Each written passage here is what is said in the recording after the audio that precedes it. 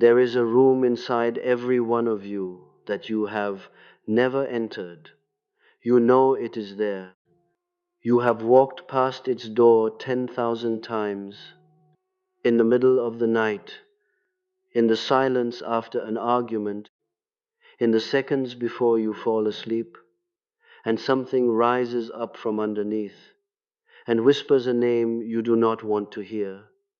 Your own name, the other one, the one you have spent your whole life trying not to become, and you turned away. Everyone turns away. That is not weakness, that is the oldest habit of the human animal. But I want to tell you something tonight that took me a lifetime, a broken marriage of the mind, several years bordering on what the doctors would have called madness, and the slow, patient study of 1,000 dreams, my own and others, to understand. The thing behind that door is not your enemy. The thing behind that door is your power. And the reason you have never walked through it is not because you are too weak to survive what's inside. It is because some part of you, some very old and very wise part, knows that if you walked through that door, you could never again live the small life you have been living. And that terrifies people more than death. So let us walk toward the door together. Slowly, honestly tonight, I have spent more hours than I can count, sitting across from men and women who came to me broken, not broken in the way the world imagines, not always poor or ill or friendless. Some of them had everything the century could offer: money, position, a house full of admiration, and still they sat across from me with the particular gray exhaustion of a person who is living someone else's life inside their own skin. They would say to me again and again, in 100 different languages and accents and centuries of complaint dressed as new symptoms, I don't know who I am anymore. And I would think to myself, no, that is not true. You know exactly who you are. You have simply refused for 30 or 40 or 60 years to look at him or her. This is the first thing I need you to understand. And I need you to understand it not as an idea you nod along to, but as something that lands in the body, somewhere behind the sternum, like a small cold stone dropping into still water. You are not one person, you never were.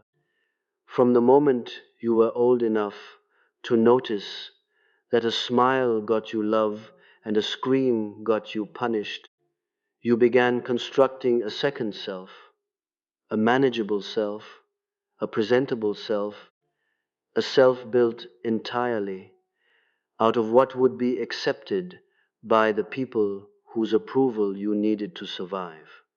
I have a word for this construction. I call it the persona, borrowed from the old theater masks the actors wore so the audience would know, from the back row, which character was speaking. A mask is not a lie exactly. It is a translation. But the danger, the very great danger, is that most people forget, somewhere around their 25th or 30th year, that they are wearing one at all.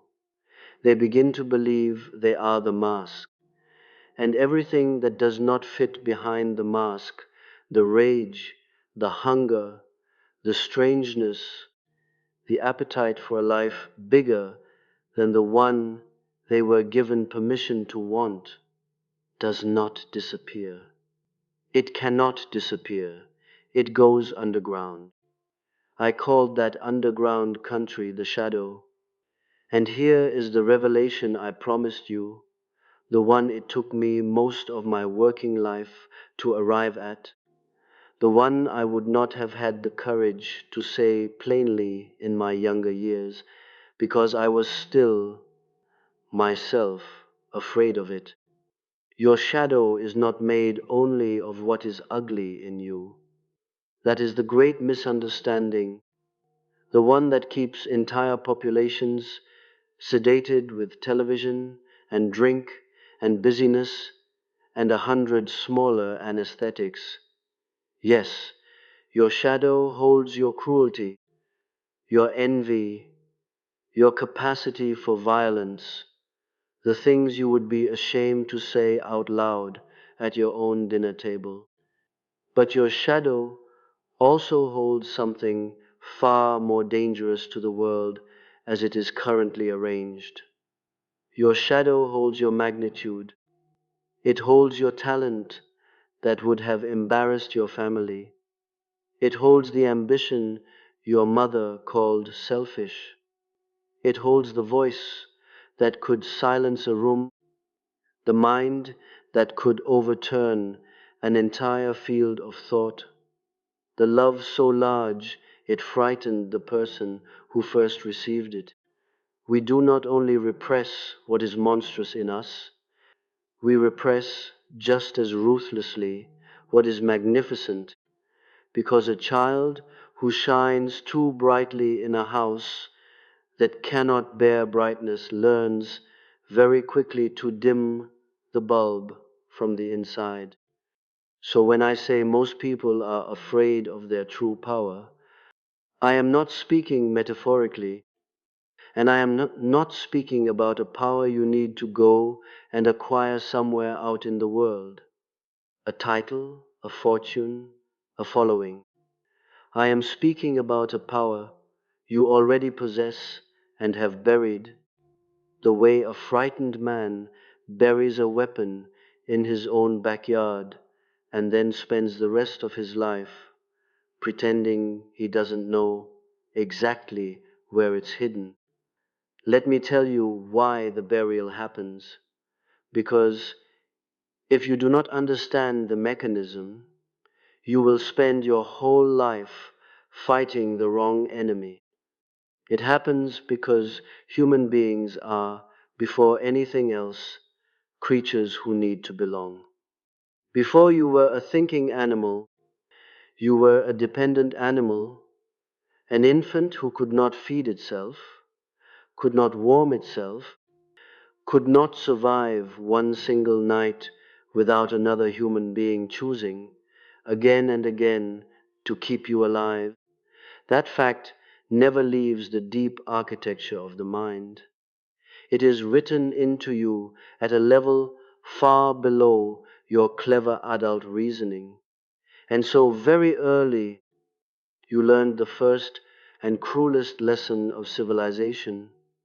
The parts of me that get love, I may keep in the light.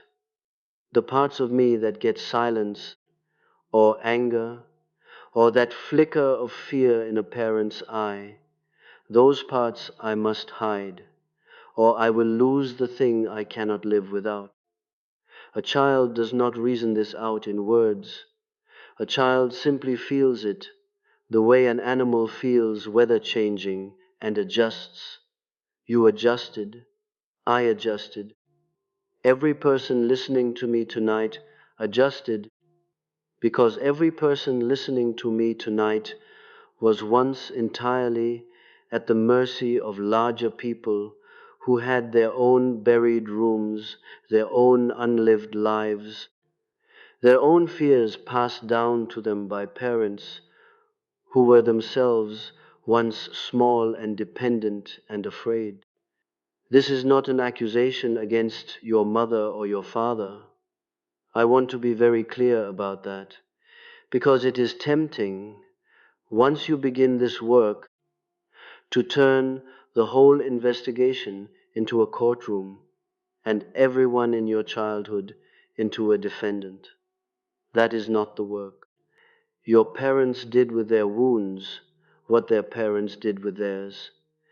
It is a long, unbroken chain of unlived life, passed hand to hand, down through the generations, like a candle nobody dares to blow out, and nobody dares to burn brightly either. You are not here tonight to prosecute anyone. You are here to finally take the candle in your own hand and decide, perhaps for the first time in your family's long history, to let it burn at its actual size. But before you can do that, you must see clearly what happened. What happened is this: somewhere in your first 10 years of life, you performed a kind of surgery on yourself. You took the parts of your nature that caused friction, your temper, your strangeness, your too muchness, your intensity, your appetite, your refusal to be quiet, your inconvenient depth of feeling, and you cut them away from the visible self and dropped them into the cellar. And then, being a resourceful creature, you built a very convincing house on top of that cellar: pleasant wallpaper, good manners, a career that made sense to your relatives, a smile you could produce on command, and for years, sometimes for an entire lifetime, that house holds. People compliment the house. They say, "What a lovely house you've built." And you stand in the doorway accepting the compliment. And some nights, alone, you hear something moving beneath the floorboards, and you turn up the radio so you don't have to listen. I am telling you tonight, that sound beneath the floorboards is not decay. It is not something dying down there. It is something that never got to be born. And it has been waiting with a patience that would put every saint to shame for you to come back down the stairs. Now, why power specifically? Why do I say it is your power, above everything else, that you are most afraid of? Because I have sat with hundreds of people over the decades of my practice, and I want to tell you something that surprised even me when I first noticed the pattern, and then surprised me again every single time it repeated itself for the next 40 years. The dream that terrifies a person is very rarely the dream where they are being chased by a monster. That dream is uncomfortable, yes, but the psyche processes it and moves on. The dream that truly disturbs a person, the one they wake from shaking, the one they cannot shake off for days, the one they bring to me with real fear in their voice, is very often a dream of tremendous unearned capability.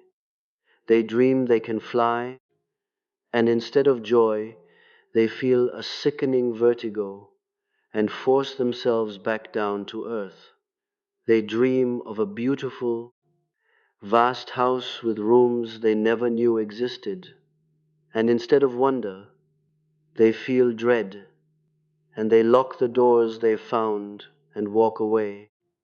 They dream they are standing in front of an enormous crowd, capable of saying something that would change every person in the room, and they wake up with their heart pounding as though they had been in physical danger. Why would raw, unclaimed capacity frighten a person more than a monster? Because a monster is external. A monster can be fled, fought, survived, and afterward you may return to your ordinary life exactly as it was. But your own power carries a different, more absolute demand. If you were to fully claim it, your actual intelligence, your actual creative force, your actual capacity to love without flinching and speak without apology, and build the life your soul was actually designed for. You could never again go back to the smaller room you've been living in. Power, once truly recognized in yourself, does not allow retreat. And that is precisely what makes it so much more frightening than any external threat. A monster asks you to survive one night.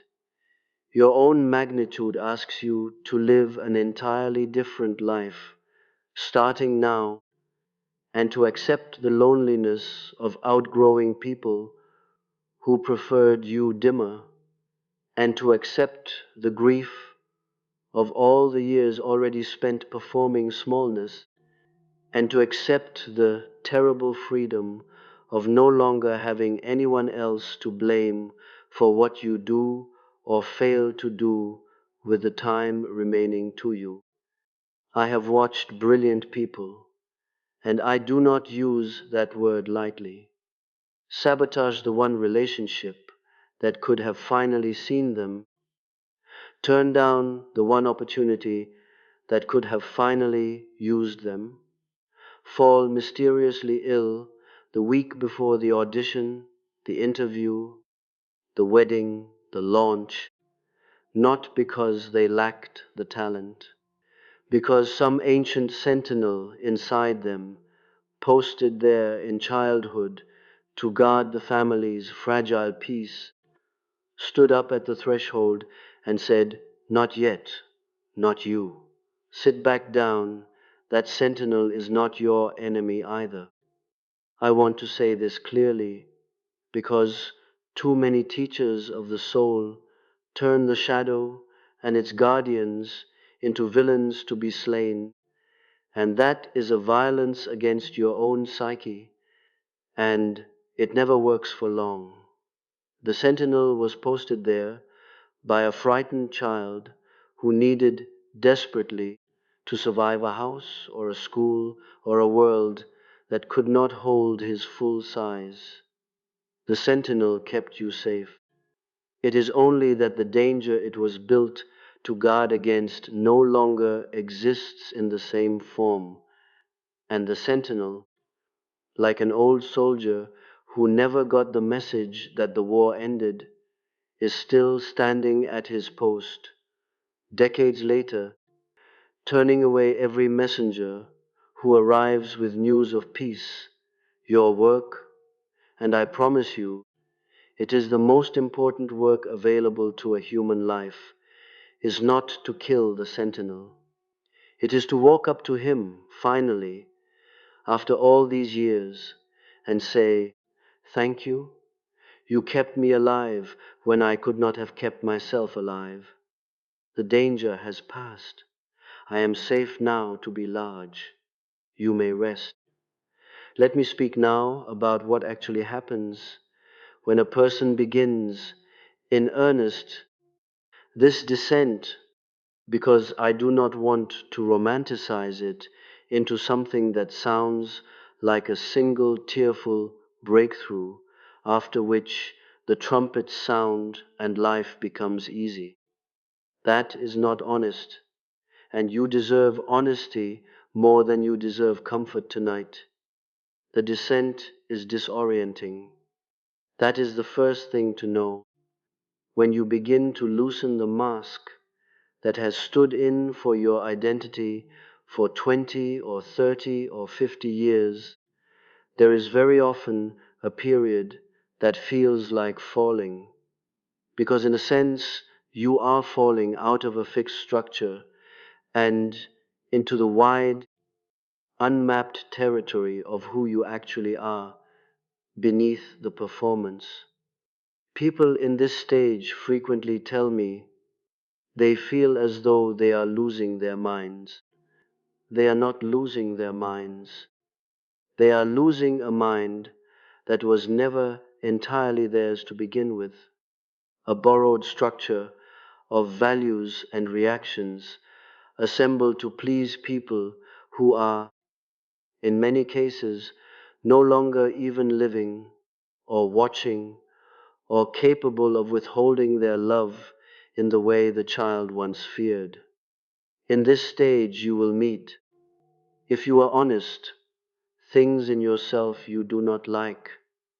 This is unavoidable, and I will not pretend otherwise to make the journey more attractive. You will meet your envy of people you claim to love. You will meet a coldness you did not know you carried. You will meet appetites that alarm your own sense of decency. You will meet, perhaps, a rage so old it predates every grievance you can consciously name. A rage that belongs, in part, to your mother and her mother and every woman or man before you who swallowed their voice to keep the peace. This is the hardest sentence I will say to you tonight, so listen closely. You must meet all of it without recoiling and without excusing it, and this is the difficult part, without becoming it either. The goal is not to release the shadow into the world and call that authenticity. Plenty of damage has been done in this century by people who mistook the raw discharge of their shadow for enlightenment. The goal is to know it, to sit with it the way you would sit with a difficult relative you cannot disown, until its heat no longer controls your hand, and then, only then, to ask it what it actually wants. Because underneath the rage is almost always a demand that is entirely legitimate. The rage of a person who was silenced is, underneath, simply the demand to finally be heard. The envy of a person who was told their gifts were too much is, underneath, simply their gift, still alive, still wanting to be used. This is what I mean when I say integration rather than expression. You do not throw the shadow's contents out into the world raw. You metabolize them. You take the coal from the cellar, and you do not smear it on the walls of the house. You feed it into the furnace, and the furnace, at last properly fueled, begins to warm the whole structure. The anger becomes conviction. The old grief becomes compassion so specific and so earned that it can actually reach another suffering person, rather than the thin, second-hand compassion of someone who has never descended anywhere. The forbidden ambition, finally acknowledged instead of shamed, becomes the engine of a life's real work. Nothing in the cellar needs to be destroyed. Everything in the cellar needs to be reintroduced to the house, one room at a time, until the house is finally as large as the person living in it. I want to speak plainly about the particular forms this fear of one's own power tends to take, because I have watched them repeat themselves so many times across so many different lives that I no longer think of them as personal quirks. I think of them as patterns nearly as old as the species. There is the pattern of the perpetual apprentice, the person who collects credentials, courses, mentors, permissions, forever preparing, forever one more qualification, away from finally beginning the work they were plainly built to do. I want you to hear this gently but firmly. At a certain point, further preparation is not devotion to your craft. It is a very sophisticated form of hiding. The unconscious is remarkably intelligent, and one of its favorite disguises for fear is diligence. You can spend an entire life becoming ready. There is the pattern of the saboteur, who I have already mentioned. The illness that arrives the week before the threshold is to be crossed. The argument manufactured with a partner the night before the important departure. The sudden, overwhelming tiredness that descends exactly when the path finally clears. Do not despise yourself if you recognize this pattern. Ask it, instead, what it is protecting you from.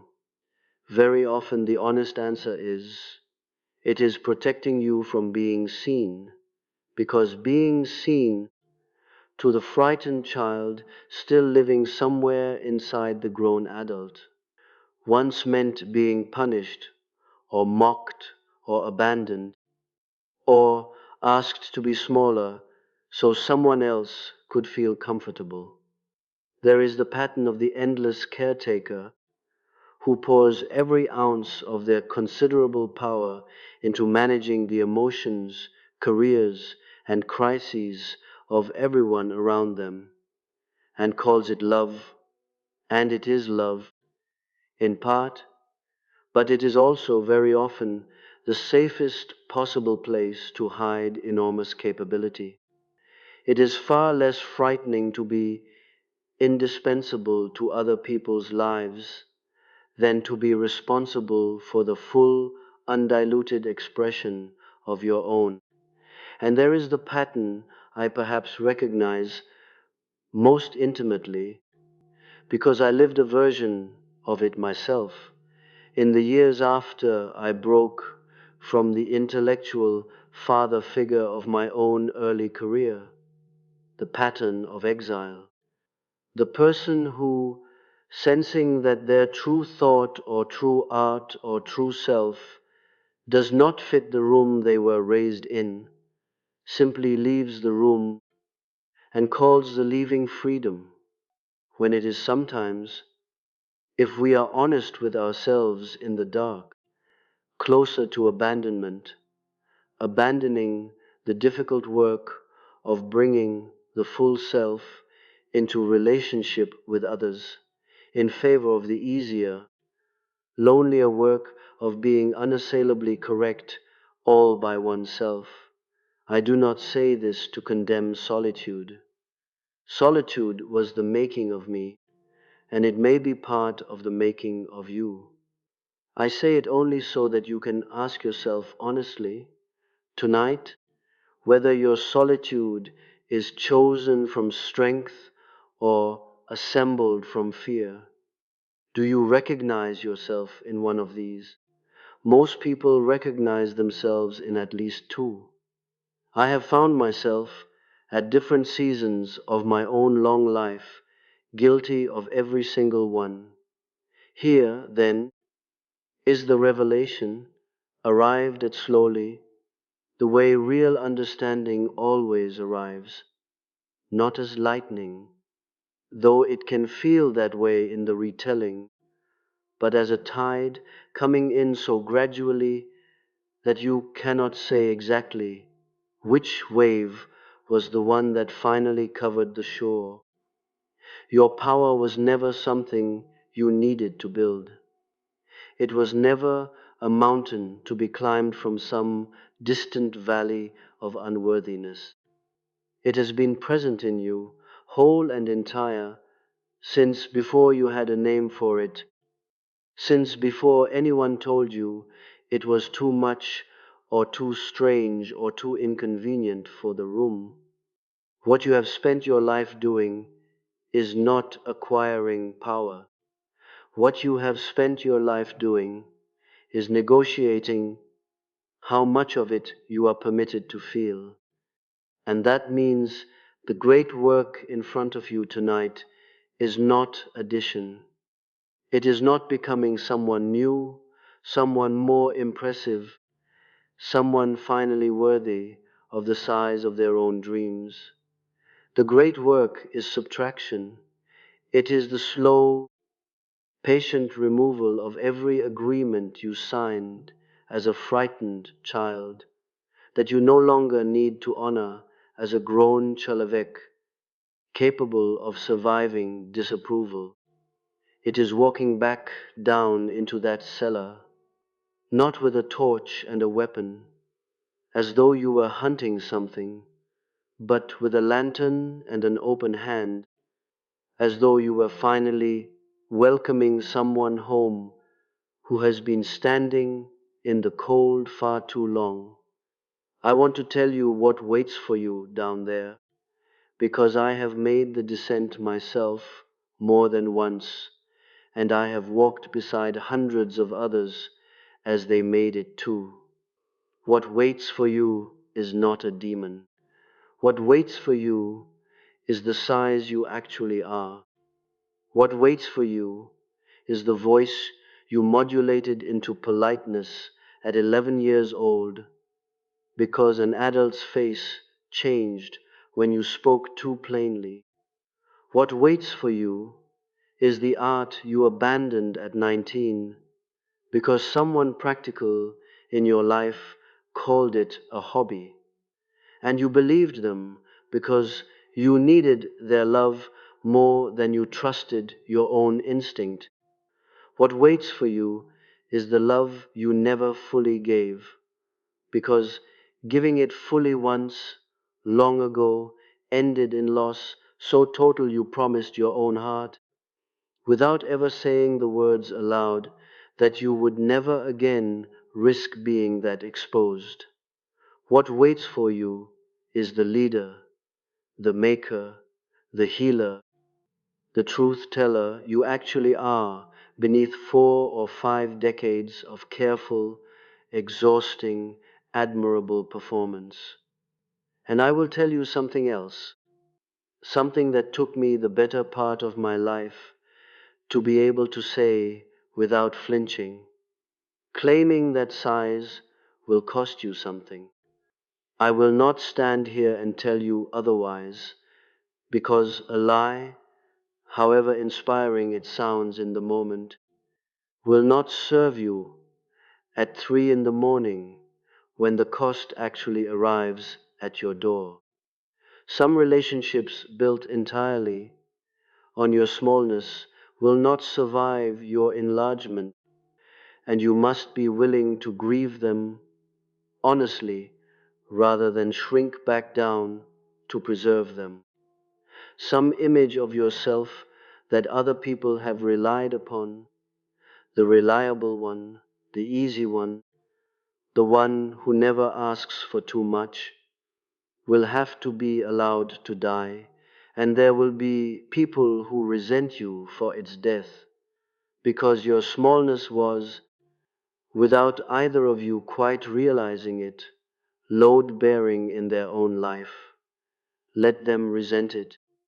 It is not your work to remain a support beam in a house you were never meant to live in forever. But here is what waits on the other side of that cost, and I have watched it arrive often enough now, in enough different lives, that I no longer consider it a possibility.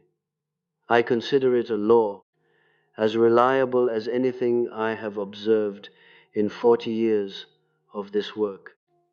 When a person finally stops fighting their own depth, when they walk into the cellar and light it and furnish it and start using every room instead of only the front parlor, something in them stops trembling. I do not mean they become invulnerable. I mean the specific, exhausting tremble of a life lived in hiding finally quiets, because there is nothing left to hide. The energy that was spent for decades guarding the door can finally be spent living the life the door was guarding. People describe it almost without exception using the same word across every language I have heard it in: relief. Not triumph first, relief first, as though some enormous unconscious labor, some decades long holding of the breath, has finally been allowed to exhale. There is one more thing I must say before I turn to the question underneath everything, because I have noticed over the years that people who begin this work often make a particular mistake, and I would rather warn you of it now than watch you discover it the hard way, alone, at 2 in the morning, doubting the whole enterprise. The mistake is this: they expect the descent to happen once. They imagine the cellar as a single room with a single door, and they picture themselves walking down, finding what is hidden there, having a difficult but ultimately clarifying conversation with it, and walking back upstairs, changed forever, the work complete, the certificate earned. I wish I could tell you it worked that way. It does not. The cellar, as it turns out, has more rooms than any of us expect, and some of those rooms do not reveal themselves until you have already lived 20 years past the point where you thought the work was finished. I have known people who did extraordinary work on their fear of failure in their 30s, only to discover in their 50s an entirely unexplored chamber concerning their fear of being truly loved, sitting quietly behind a door they had never even noticed, because it had been so successfully disguised as contentment. Do not let this discourage you. I tell you this not to exhaust you in advance, but to spare you the particular despair of believing you have failed, simply because the work continues. The descent is not a task to be completed and filed away. It is closer to a marriage, a lifelong, ongoing relationship with the parts of yourself that civilization asked you to abandon at the door. Some years the relationship will be quiet, almost restful. Other years it will demand everything you have. Both are signs that it is alive. The only true failure available to you is not the discovery of a new hidden room decades from now. The only true failure is refusing, once you have found the door, to ever turn the handle. So let me ask you, plainly, the question underneath everything I have said tonight, because a speech that does not eventually turn and face the listener directly is only a performance, and I have already told you what I think of those. What have you been told you were too much of? Sit with that question honestly for a moment, because I suspect you already know the answer, and I suspect it arrived instantly, the way true things do, before your practical mind had time to soften it into something more comfortable. Too intense, too emotional, too ambitious, too strange, too loud, too sensitive, too much for one room to hold. I want you to notice something about that accusation. Whatever form it took in your own life, it was never actually a statement about your worth. It was a statement about the capacity of the room. A candle is never too bright. A room is simply too small for it. And you have spent years, possibly decades, mistaking the smallness of the room for a flaw in the flame. You are not required to keep living in that room. I do not say this carelessly, as though the work of leaving it was simple, or as though tomorrow morning you should overturn your entire life in one dramatic gesture. The unconscious does not respond well to violence, even the violence of over-eager transformation, and I have seen as much harm done by people who tried to force their own enlargement overnight as by people who never attempted it at all. This is slow work. It is daily work. It is the work of noticing this week one single place where you dimmed yourself out of old habit and choosing just once, not two. It is the work of saying the true sentence instead of the diplomatic one just once and observing that the roof did not, in fact, fall in. It is the work of taking the project, the risk, the declaration of love, the career you actually want, instead of the one that makes sense on paper, and choosing it not because you have become fearless. You will very likely never become fearless, and I would be suspicious of anyone who claims they have, but because you have finally understood that the fear is not a stop sign. The fear is simply the sound your own magnitude makes as it moves through a doorway built for someone smaller. Let it move through anyway. I have one final thing to say to you, and then I will let you go back out into your life, which is, after all, the only place where any of this actually matters. A speech changes nothing by itself. A speech is only a lantern held up at the top of the stairs. What you do with the light is entirely, irreversibly your own affair. Every person who has ever done something in this world that mattered, not merely something impressive, but something that actually mattered, something that eased another person's burden, or told the truth where a comfortable lie was expected, or built a thing that had not existed before, and made the world slightly larger for its existence. Every one of those people, without exception, made the same descent I have been describing to you tonight. They went down into the cellar. They met what was down there. They did not always like what they found, and they brought it upstairs anyway, and put it to work, instead of leaving it to rot in the dark, or letting it rot them from below. You are capable of the same descent. I do not say this as encouragement, the way one might tell a frightened child that everything will be fine. I say it as an observation of fact based on 4 decades of sitting across from human beings in every possible condition of fear and concealment, and watching again and again the same unfailing pattern. The moment a person stops running from their own depth is the moment their actual life begins.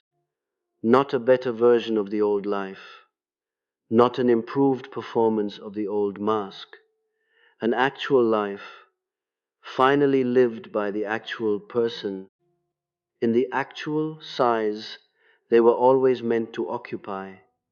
The door is still there. It has been there the whole time you have been listening to me tonight, patient as it has always been, unlocked as it has always been. Because I must tell you the truth one last time before I let you go. It was never locked. You were simply the one holding it shut all these years with a strength you did not know you had, protecting a house that no longer needs protecting from a world that, by and large, is not nearly as dangerous to your true size as the frightened child inside you still believes. Let go of the door, walk down the stairs, turn on every light in that house, one room at a time, for as many years as you have left, and stop apologizing for how bright it gets. That is not madness. That was never madness. that is simply, finally you